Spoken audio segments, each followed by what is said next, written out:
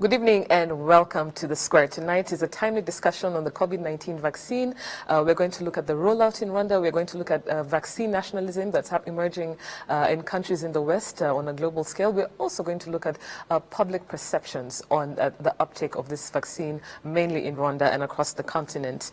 With us, we were supposed to have our guest, Minister of Health and WHO representative in Rwanda, but unfortunately they cannot be here with us, mainly due to the important reason that they're actually a part of the delegation that's receiving the Pfizer vaccine this evening. As many of you have seen from the news, this vaccine landed this evening, and Rwanda is actually the first country to receive this Pfizer vaccine, which is also a good sign in terms of receiving it from the COVAX facility. That said, we will continue this discussion with the resident panelists of the Square, and I'm happy to welcome them. I'll start with you, Charles Harper.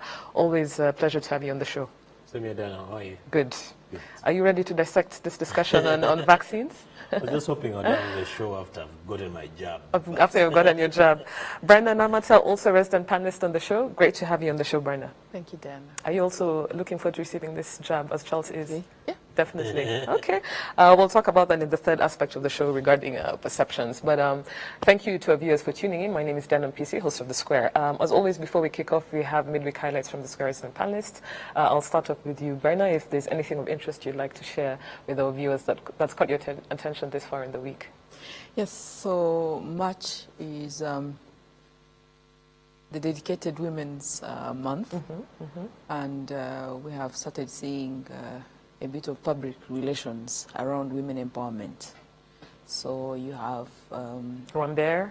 Yes, you have corporates that have started, sending out images, and that's an effort to recognize them.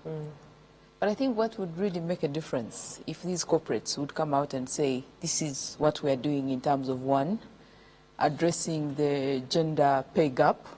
We know for a fact that women are still underpaid for the work that they do, in most corporate environments. Even when they do more than the men, we still have an issue with gender pay, the pay gap.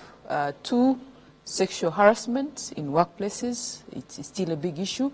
So for me, I feel that as we talk about Women's Day, I wish we would see more accountability or progress around some of these issues, beyond just images of saying, oh, this woman is doing ABCD or this woman is doing ABCD, because we know what the real issues are for women, the pay gap, sexual harassment, maternity leave, if we can at least have an institution that gives us some of the numbers, For me, something I think a bit more tangible than I think for the attractive campaigns we're seeing right now. Yeah, it would make a huge difference beyond, just pictures.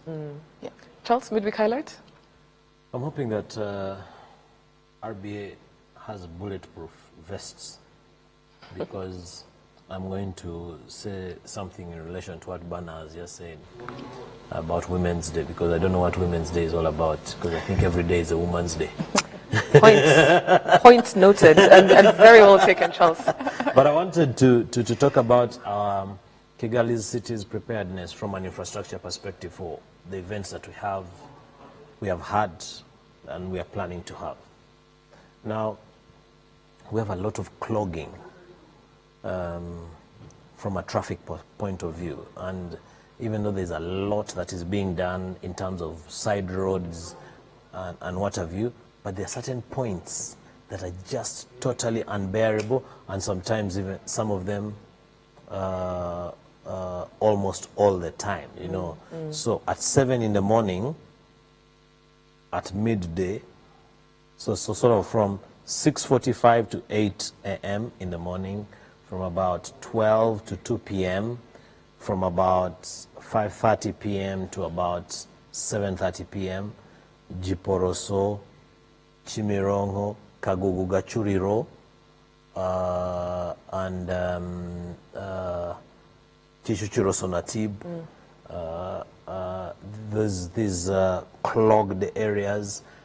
It's extremely bothersome, that they don't get unblocked at all, and we need to have a long-term plan for these Absolutely. areas, yes, I like that you say that because it also shows your optimism about events resuming in spite of the pandemic.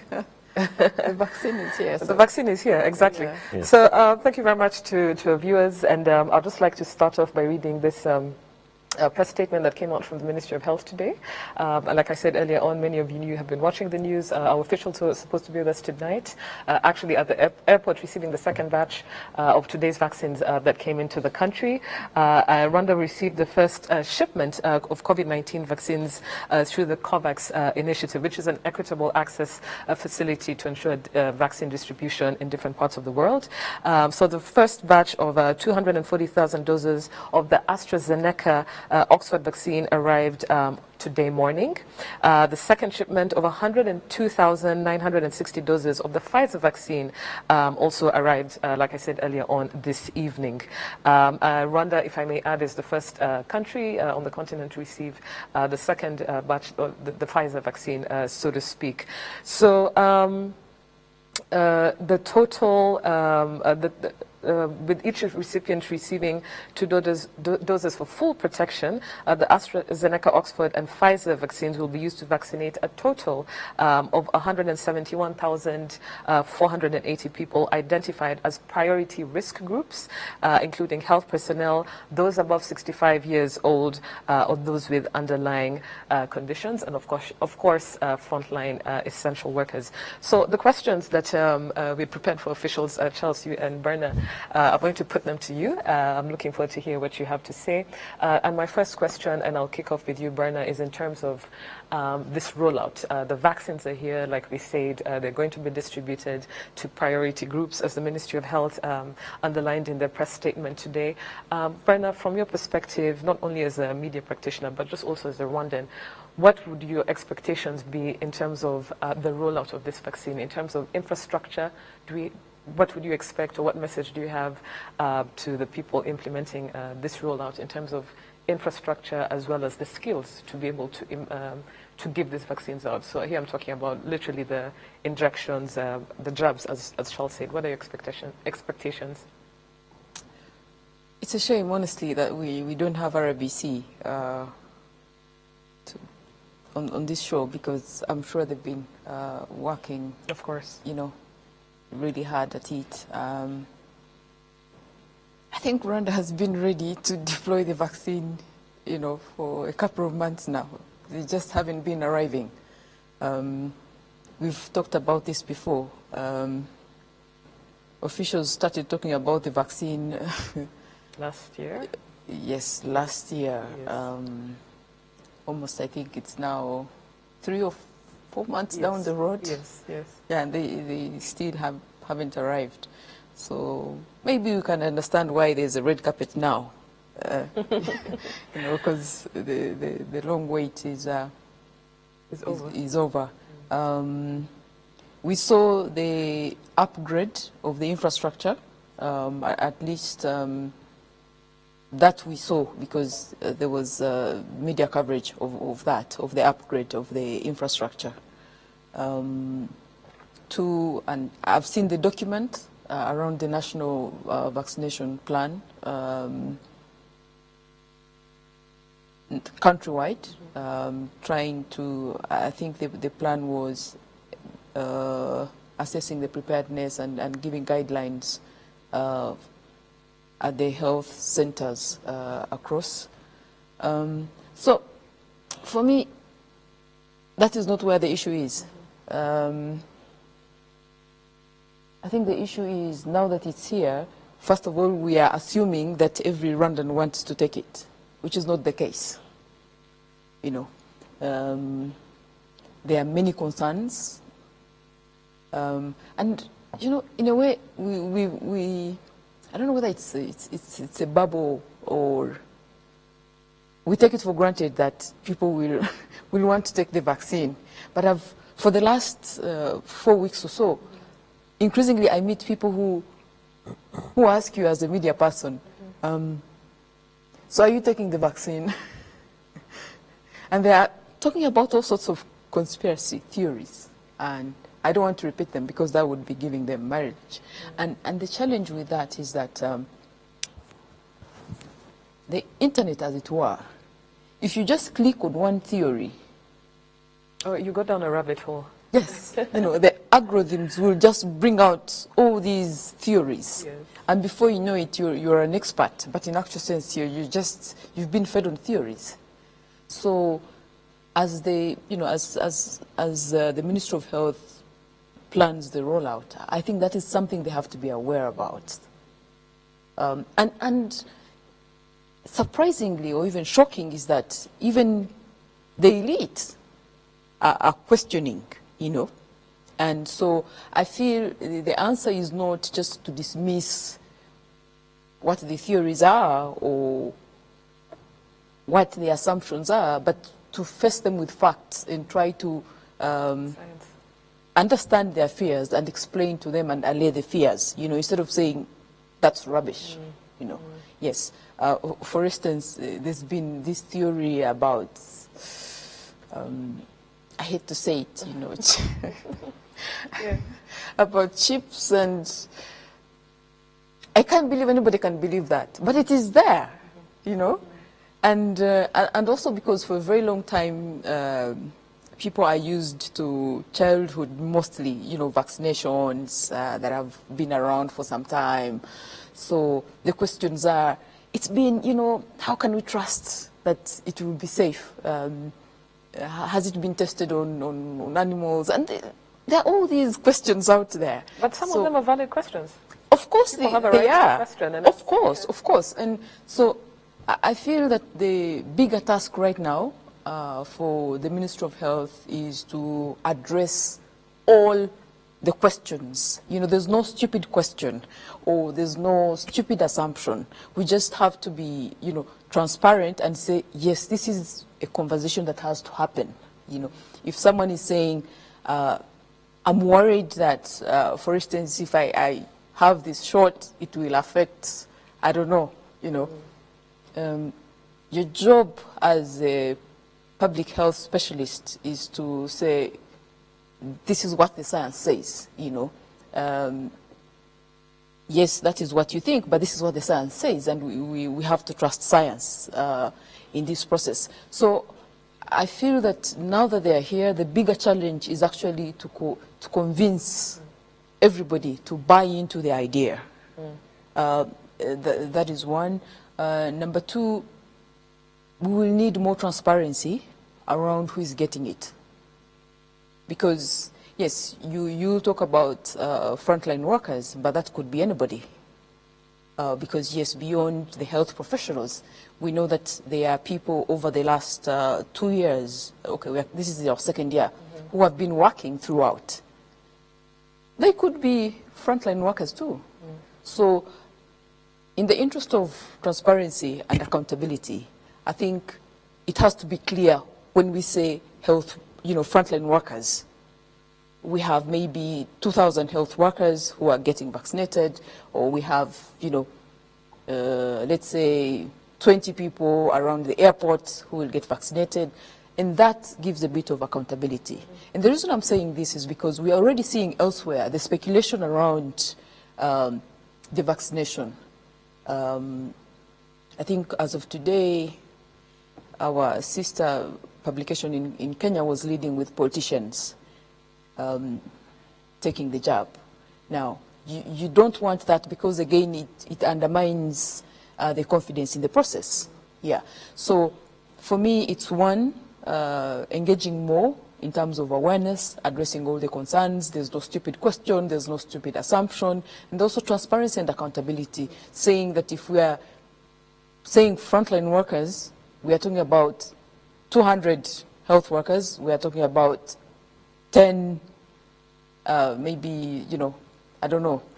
But delivery yes, staff, you know. Yes, and if it's 65 plus, of course it's not everybody who's 65 plus, we have to be honest. The doses are not available for everybody. So even with that, we have to get to the detail and say, you know, priority will be 65, underlying conditions, blah, blah, blah. Yeah. Okay. Very valid points, although you jumped the gun on perceptions, which we were going to discuss as the final part of the show, but absolutely, there's no stupid question, there's no stupid assumption, there should be more awareness to really assure the public in terms of their perceptions on the uptake of this vaccine nationally, as well as, I totally agree on transparency and accountability. Charles, what are your expectations now that the vaccines are here, in terms of rollout, in terms of infrastructure, in terms of skills? I think vaccines aside, just before I go into the vaccines, I think it's a little bit of a shame because the whole thing about vaccines and vaccinations should be is got a whole PR thing around it, right? And I'm going to come to PR thing versus Rwanda, but before I come to that, I want to put it in relevance to the square of the show today. So, the Ministry of Health is a huge establishment. The World Health Organization is a huge establishment. So, probably I'm saying Diana's words, so that for the minister not to appear on the show, or the WHO chief not to appear on the show because they are receiving the second batch of vaccines for today, I think, forgive my Spanish, I think that's bullcrap, because these are institutions. For institutions to rely solely on the heads of the institutions to do each and everything, I think that's a serious gap in the way they communicate. I think that's a significant gap in the way they portray themselves to the public. How do you tell me that it must be the minister, it must be the country rep to do everything for their respective institutions? But it's, I think that's, yes, just to play devil's advocate, but it's high level. You know, they were brought on a high level. Let me finish my sentence, Charles. Yes, you know, it's the high level. They were brought here, you know, by high level delegation, and it's only equal that a high level delegation receives this batch. Yes, yes, you may be right, but it's also equally important that the institution, I mean, your show, Diana, has been in existence your show too. has been in existence for more than 3 years. Yeah. Yes, probably the longest surviving talk show in the history of Rwanda television. How many ministers have you had on your show? A couple. But a handful. But yeah, a couple. Yes. Yes. I mean, the communication of an institution, if the communication of an institution lies solely on the head of that institution, then we have a fundamental problem. Point noted. Yes. So that's one. Can I briefly say something on Yes, that? yes. I think that we just have to be real with our circumstances. Let's not forget the long wait. The long wait for the vaccine to arrive. So you can understand the red carpet around the vaccine arriving finally. Okay, because let us not take it for granted. There's been a lot of work, and work is still in progress to actually get the required doses. You know, so you can understand if the government is involved at high level, because again the partners, for lack of a better word. Yes, we may not get more vaccines if the minister No, not really. I think that's where you're coming from. No, not really. But what we have seen so far is vaccine diplomacy. You know, so it's it's just it beyond. is what it is. Yes, Yeah. And this is why. Banner. This is why. Yes. If you noticed, it's not just the minister that is going to receive the vaccines. We had the head of the European delegation was there. This evening we had the British High Commissioner, she was there. So I think the bigger message is for us to understand what that means, you know, because someone is actually trying to send a message. I agree, but can we move to the next point? Moving on to, yes, please. I think you've put it right. Yeah. Vaccine diplomacy has to be respected, Exactly. but institutional communication has to be equally put in place. And I think the two institutions have not scored extremely well on that front. And again, it's an opinion show. I will insist on that. And you're entitled to your opinion. Yes. Yes. The second one is related to that, and it's really the PR and the communication around it. So I will link it a little bit to what Bana said around transparency on how the jobs will be administered. I know I did read in sections of social media that we were drumming too much praise around just a few vaccines. As you look at it, I think by the end of today, we will have gotten 250,000. I stand to be corrected with my numbers. So doses, considering that every jab is administered twice, so we can comfortably divide that by 2. That's an assumption, and it gives you 125,000. So you're basically talking about 125,000 people. Now, a few weeks ago, we had 100,000 doses that came into the country. Divide that by 2, that's 50,000 people. Onto that 125,000, that's 175,000 people. That's a drop in the ocean, but it's a huge stride in the right direction. Now, Bana raises an extremely pertinent point that I want to expound, and that's around the transparency. Whereas we cannot, we need to be extremely candid with ourselves, that there is no way we are going to give every person who is above 65 years of age a jab. There's no way we are going to give every person with an underlying condition a jab. There's no way we are going to give every frontliner a jab. Right?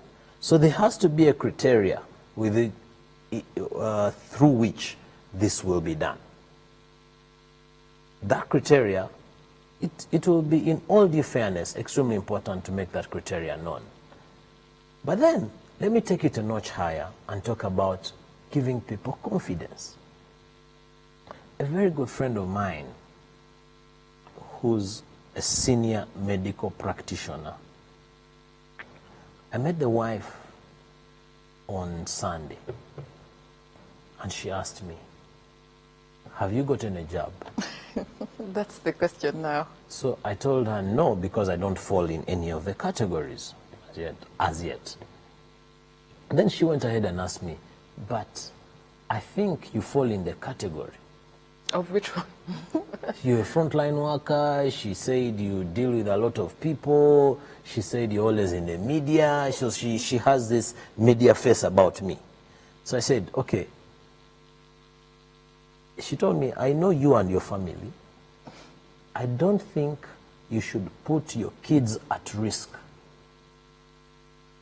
by getting a jab of a non-vaccines that are not tried and tested." So I said, "But your husband is a very senior medical practitioner."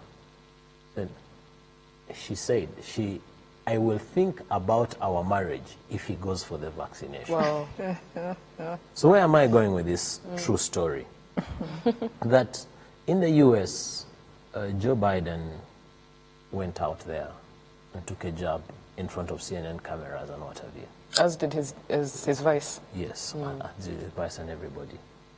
The first 100,000 jabs that were given, shouldn't we, again back to the PR, get the most frontline of the most frontline, the #1 of our ambassadors, get our cabinet, led by the head of state and the prime minister and the leaders of the whole, especially medical facilities. If you tune onto TVR news, in between the breaks, you'll see medical practitioners, the doctors who lead these hospitals and blah blah blah, who are the commanders of our COVID campaign, talking about reminding us to mask all the time and blah blah blah and blah blah blah. Say, come out there and say, "I am Dr. Teobar Gasinga." The same faces were used to introduce to us new faces. I have gotten the jab, AstraZeneca, blah blah blah blah blah blah, Oxford You know, these days there are so many that you're almost about to mix Johnson and Johnson Pfizer. You know, and I have taken this vaccine.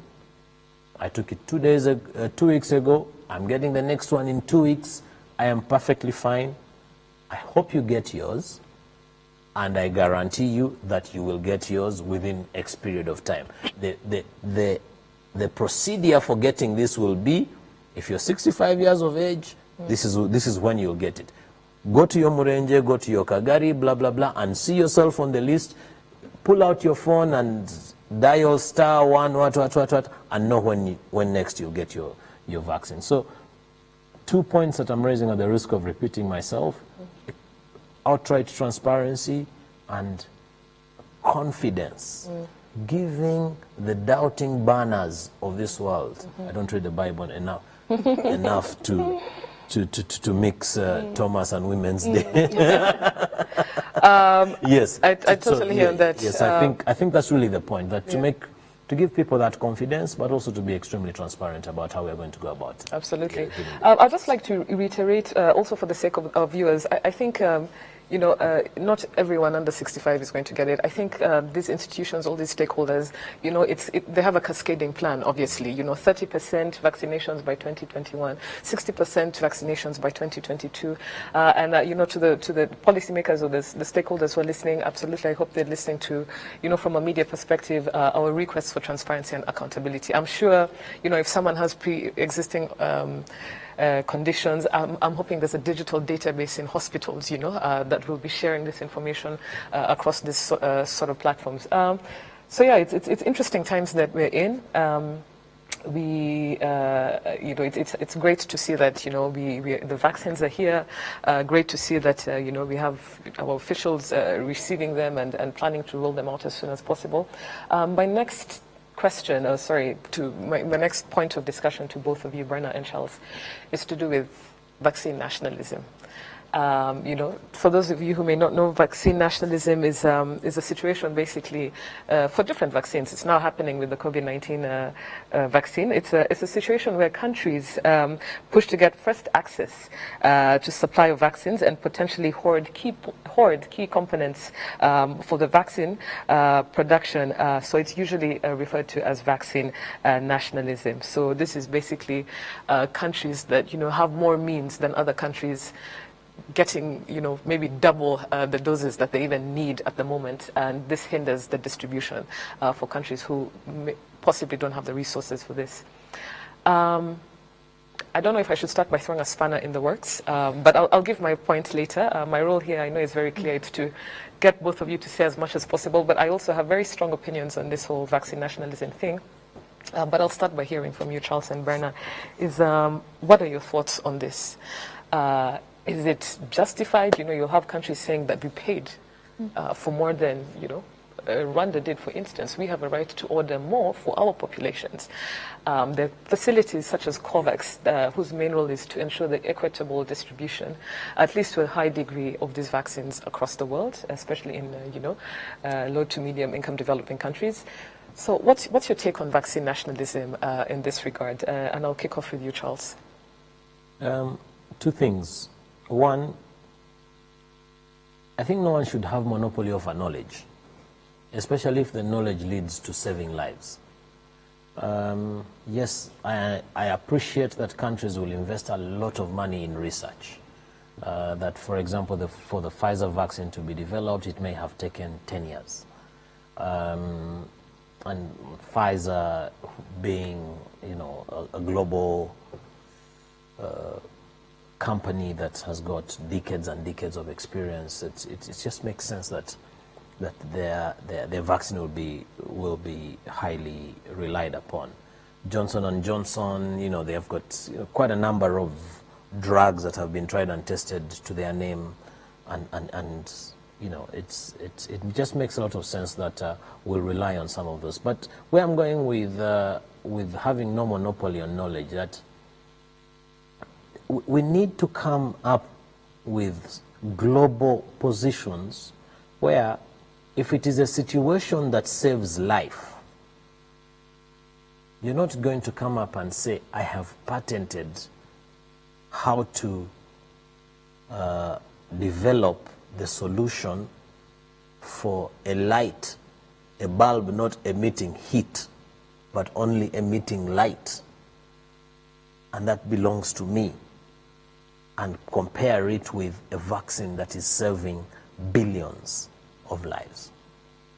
So there needs to be a solution where, and probably at the global governing bodies, the United Nations, I mean, that's probably the only institution that we can point fingers towards, that say, even if you're Pfizer, your Moderna, your AstraZeneca, Oxford, your Johnson & Johnson, and all the others, that if you have made that major breakthrough that's going to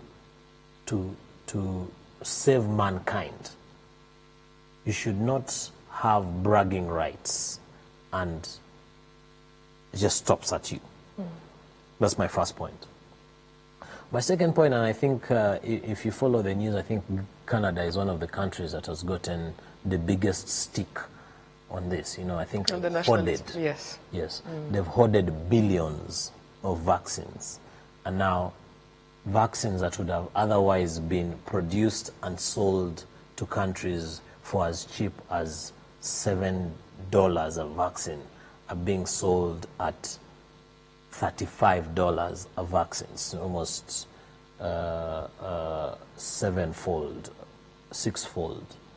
I think for you to benefit exponentially from people's survival is treasonable. I don't know the legal equivalent of global treason. So, I think that's really globally treasonable. That's my second point. But beyond that, let's also appreciate that the company that Bana works for and the company you run have two totally different sizes of wallets. Her business, her institution might be in a position to save thousands or probably millions of lives. You may probably be in a position, Diana, to save your employees' lives. So vaccine nationalization, as you put it, has to be put, it should not be put in one basket. If they can afford, let them be allowed to purchase whatever they can afford, in as long as they are not, in my opinion, in as long as they are not reaping individually from that, you know, and the best example to give is corporate social responsibility. This can have different connotations the way you look at it. So in Rwanda we have programs like Girinka or Mutuelle de Santé, and so on and so forth. So all the private insurance companies, you take Britam, Radiant, whatever, Baker, all the medical insurances that we have, UAP and what have you, by regulation, they contribute a certain percentage towards Mutuelle de Santé. And that's because they realize that Mutuelle de Santé, being a national program, does not have the ability to mobilize as many resources as the bigger boys. So I think that in as long as the people who have deep pockets are contributing towards the bigger pie, they should be allowed to procure as many vaccines as they can, not to benefit monetarily, but to allow everybody else to get a jab. Just a quick question, because that's a bit confusing. So you're saying that it's, in a nutshell, you're saying it's justified? I think it's justified in as long as. As long as what? In as long as it is benefiting a wider population. I'll give you no, but just very quickly, yes. From what you're just saying, you're saying it's justifiable. So if Canada did hoard some of these vaccines to the detriment of countries. No. That's not what I mean. Yes, just clarify on that, because that's what I was getting. Should not be justifiable. Okay. to hoard billions of vaccines for a long period of time and then on-sell them at crazy rates to the rest of the world, I think is not justifiable. However, what should be allowed is, for example, Nation Media Group takes 1 million vaccines. It's allowed to buy 1 billion, let me throw a big number, 1 billion vaccines. It prioritizes vaccinating. And let me take one step back, sorry. The Aga Khan Group acquires 1 billion vaccines. It begins by vaccinating its entire group of companies, their families and their employees and all their dependents.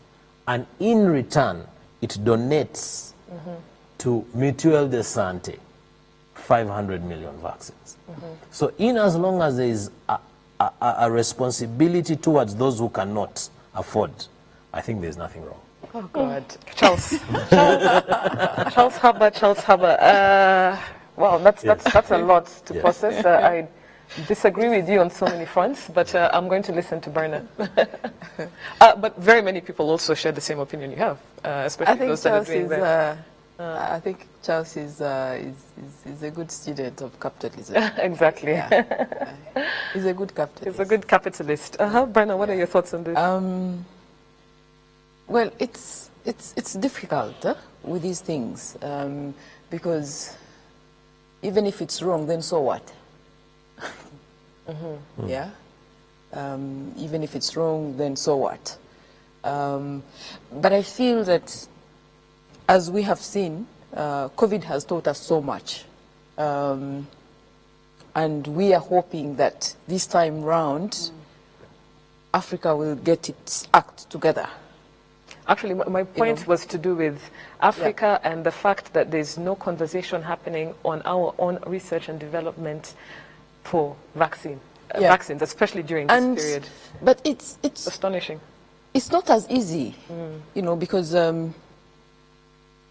first of all, there are barriers, that even if Africa said, it's ready to start investing in research and development right now, there would be barriers that would make it difficult for them to penetrate. Which is what Charles was alluding to. And this is because for a very long time, I don't know whether to call them mafias, but we have what we call the big pharma, pharmaceuticals, that dominates and are as good as their own governments, really. They dictate what they do, So the problem for us is, for instance, if you don't house or own any of the big pharma companies, Now, as we speak, I think South Africa, India, Kenya, several developing countries have been trying to lobby via the WTO to waive some rights on, to allow production of some of these vaccines. And it is not happening. And it is being opposed by the advanced countries. And why they're doing that is because they want to protect, one, these big investments in their countries. If you're Canada or US, you go to the WTO and you support the developing countries, and a few months down the road, Pfizer says we're exiting your market, it's a problem. So we have to be realistic. It is not as easy as it sounds. Vaccine nationalism, all it shows us, for me, I think, is the need to develop local capacity. And it takes time, but you have to start somewhere. And research, by its nature, when you start, the concept, nobody understands what you're trying to do. Our problem is that quite often we want results, in 5 years, in 10 years, but research takes, 30 years plus, So right now, I feel that, the discussion has to also focus on whether we understand that the reason we have vaccine nationalism, part of it is because we have not done enough in terms of investing in research and development. As a continent? As a continent. Yes. Because as we speak, the vaccines we are receiving, we are not even sure they will work. Because we were not part of the trials. Yeah? We know first Kenya was, South Africa was. We also saw that India received some doses and then said, no, we don't think it's effective for our people. Same thing to South Africa. South Africa has done that. I don't know if we have capacity to do that. So, in absence of that, we remain at the mercy of, of the people who own Big Pharma. And there's not so much you can do around vaccine nationalism. Now, as we fight vaccine nationalism, we are seeing vaccine diplomacy. The West is now competing with the other parts of the world. I think it was yesterday I was reading this piece. The New York Times editorial board was advising the US government, saying, you should be taking the lead in ensuring access to vaccines in the developing world, because if you don't do it, you're leaving a gap for China and Russia. So here we are, as Africans. But in the same boat we always are in. Yes. This is what I find frustrating. But and there's nothing new. Yeah. Whether it is trade, we are always, at somebody's mercy. And the question is, for how long? Are we taking any lessons, or are we, as usual, crying and that's it? It ends right there. Unfortunately, there are no easy answers. There are no easy answers, and you can't do it alone. Even if Rwanda said it's going to invest, it just can't do it alone. We've seen it with trade. Rwanda says they will not accept second-hand clothing, and then the rest of the region says, no, it's all right. We're seeing that with trade negotiations, EU, So it's difficult. Yes. Like you said, there are no easy answers. It's but difficult. I think it is definitely but again, yes. I think it is possible at the national level to try and be very deliberate in terms of building local capacity. Yeah. And we've seen a bit of progress. For instance, with development of around technology, we've seen technology. Rwanda is very keen on hosting startups, for instance. And that shows the vision. Because if you begin to attract startups, that is where the solutions are. Absolutely. Quite often it doesn't make sense, when you hear of these investments, a startup. But if you provide the environment that nurtures startups, you're part of solving, you're addressing some of these gaps. I'll give you an example. We've seen how well, what's the drones company? Yes, the drone delivery company. Yes. Yes. What is Zipline? Zipline. Yes. Look at Zipline. They're doing amazing work. And they started here. So it is possible, it can be done, but you just need a bit of bold and deliberate steps. Because it's not easy. The moment you try to do it, you'll have a lot of pushback. Which you just explained. Yes. You'll have a bit of pushback. Yes. You'll have experts saying, no, you can't do it, it's impossible, that investment will not work. But you have to be firm and very bold. Absolutely. With some of these I agree with you. Yeah. I want us to just quickly go to a social media feed to just hear from what our viewers are saying. The first tweet, if you can have it on our screen, comes in from Dalapo Aina. If you could please have this on our screen. And he says that interesting discussions. Vaccine nationalism was already happening before the vaccines were out. Interesting analysis on education by Brian Namata. And I think he's talking about, education awareness to what you were explaining. We also have another tweet coming in from Mami, who says, vaccine nationalism is real, it is here, and it will stay. Equitable distribution is a myth. Those same countries that you say are hoarding the vaccine are the same countries that develop them. Charity begins at home till the market takes over. Very sobering but practical and news from Mami. What he says actually, one thing we haven't said is that even if as we see the diplomacy around COVAX, the reality is some of these countries behind the scenes are trying to access the same doses that are available under COVAX. That's one. Number two, we know that the same countries that are now saying, oh, we are happy for Rwanda to be making progress, are targeting 70% by May. Some have gone to the extent of saying by the summer we will have vaccinated everybody. Meanwhile, in other parts of the world, not even frontline workers, health workers, have not accessed. So we have to be real. I hear you. Yes. I hear you. Can I just make a comment? Just very quick, yes. hold your thought. I just want to get to the tweet, a last tweet for tonight, that comes in from Richard Rwanda. And Richard states that with some premature vaccine approvals in India and Russia or China reveal another side of vaccine nationalism, which brings into play political advantage versus scientific evidence. This may undermine quality and standards of the testing, hence increased perception. We have another tweet coming in, but before we do, Charles, over to you. Let me just hear from Charles. I mean, how do you assess premature? Yeah. Because whether it's the West or they have presented us and said this is the research we have done, I think it's a question of who has the moral authority over these issues. And as far as there's a country that is doing everything, in fact, for Russia, for instance, when Russia said they were rolling out the vaccine, there was a lot of pushback, actually. Later on, we're seeing when they were allowed access, they actually said, oh, yes, the Russian vaccine works. Food for thought. Yeah. Charles, quickly, before we got back to our Twitter. Yeah, I think I wanted to say two particular things. First of all is the point Banner raises around pushback and who determines how far back you're pushed. And I think government can only do just as much. The government of Rwanda has been credited significantly because it's a government that works, and probably it's not by surprise that when the COVAX program is rolled out, we're going to have a lot of noise that,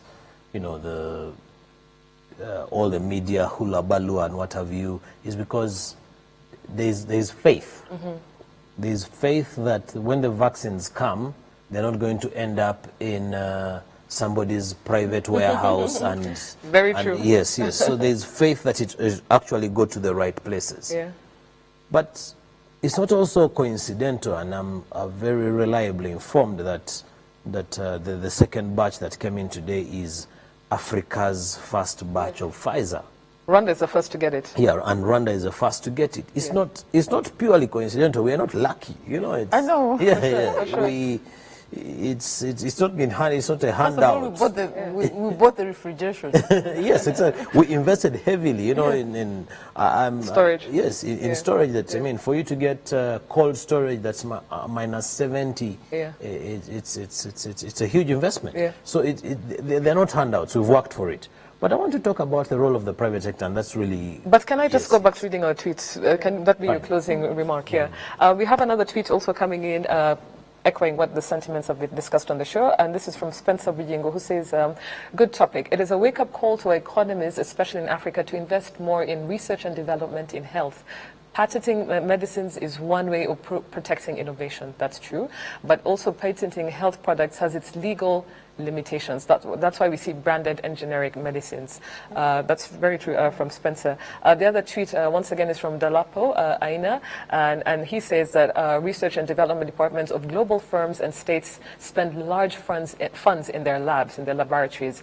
They won't do charity. It is cutthroat economies. Vaccine nationalism was already underway with news of attempted vaccine espionage in 2020. One question.